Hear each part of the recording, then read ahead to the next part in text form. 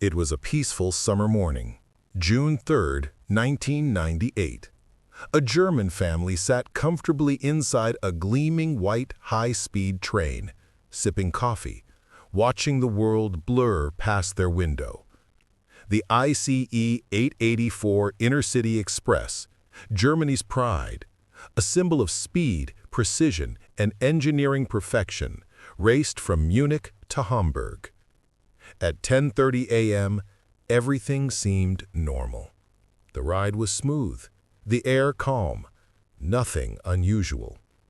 But within the next 12 minutes, Germany would witness one of the deadliest train disasters in modern history. Without warning, a violent metallic crack. A steel fragment tore through the floor between two seats, slicing the silence like a blade. Gasps, screams, panic. Passengers had no idea that tiny piece of steel was the beginning of the end. To understand what went wrong, we have to go back to the dream that created it. In the 1950s, Japan changed the world with the Shinkansen, the first ever bullet train. France followed with the TGV. Italy joined in, and soon Germany unveiled its masterpiece, the InterCity Express, or simply the ICE. It was the perfect machine, sleek, aerodynamic, digitally controlled, and unbelievably comfortable. For years, the ICE represented everything Germany stood for: discipline, precision, perfection. But hidden deep within that perfection was a fatal flaw. Early ICE trains used solid monoblock wheels, single pieces of steel, strong and reliable. But engineers began hearing complaints. At high speed, the train vibrates strangely. In dining coaches, glasses rattled, spoons clinked, floors trembled. Even a 5-gram imbalance at 250 kilometers per hour could cause violent oscillations. Balancing those heavy wheels was expensive and complicated. Then came the innovation, the resilient wheel. Two metal parts separated by a rubber ring, designed to absorb vibration. It sounded revolutionary, cheaper, smoother, easier to maintain. But there was one deadly oversight. This design had only ever been used on slow-moving city trams, running at just 30 kilometers per hour. No one truly tested how it would behave at bullet train speeds. Still, in 1992, executives approved them for every ICE train in Germany. For 5 years, everything seemed fine, until 1997. A tram company in Hanover discovered cracks forming inside its resilient wheels.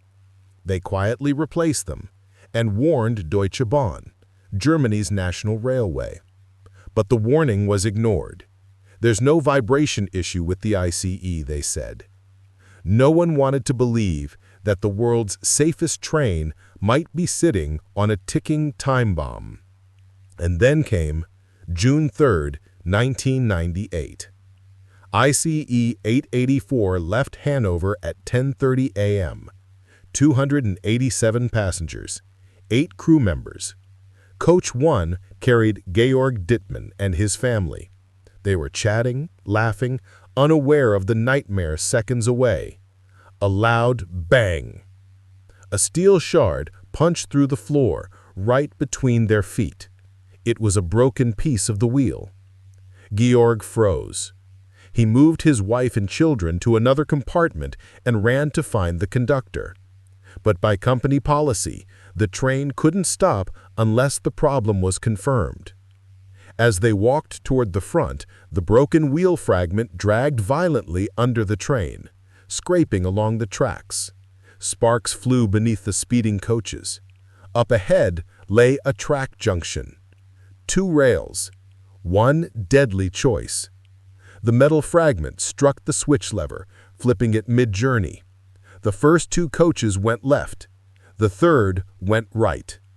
In a split second, the train twisted violently. Coach 3 slammed sideways into a concrete bridge pillar. The impact shattered the bridge, tearing it apart. A 300-ton concrete slab collapsed. Coaches 5 and 6 were crushed flat, reduced to just 6 inches of mangled steel. Coach 4 derailed completely, striking an embankment, killing 3 railway workers nearby. Coaches 5 through 10 folded into each other, twisting, breaking, burning. Only the first 2 coaches, where Georg and his family sat, stayed on the rails. The front locomotive rolled 3 kilometers ahead before finally stopping. The drivers had no idea the rest of the train was gone. The crash site near the quiet town of Eschede looked like the end of the world. Twisted metal, fire, smoke, and a silence broken only by screams for help. Locals ran to the wreckage, digging with bare hands. Within minutes, emergency sirens filled the air.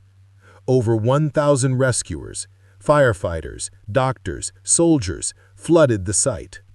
A nearby medical conference sent 40 doctors immediately, but the damage was beyond saving.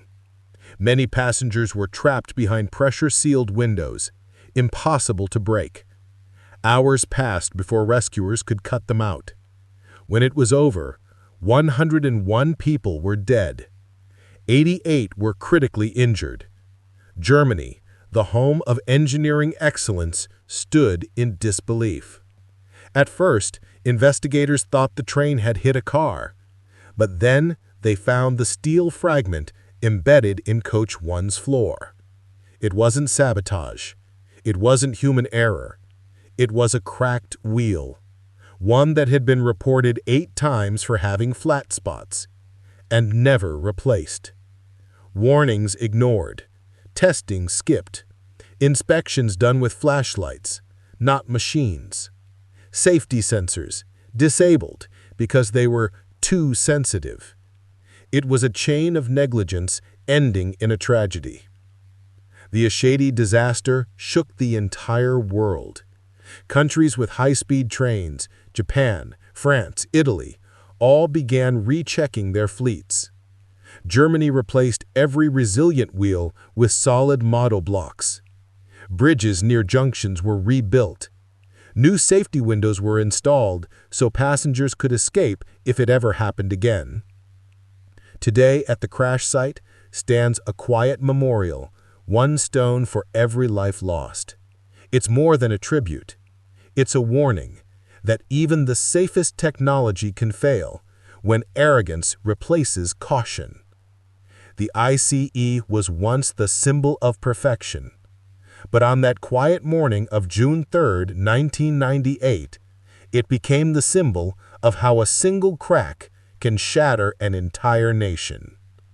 If you found this story powerful, don't forget to like, share, and subscribe, because behind every invention lies a lesson the world must never forget.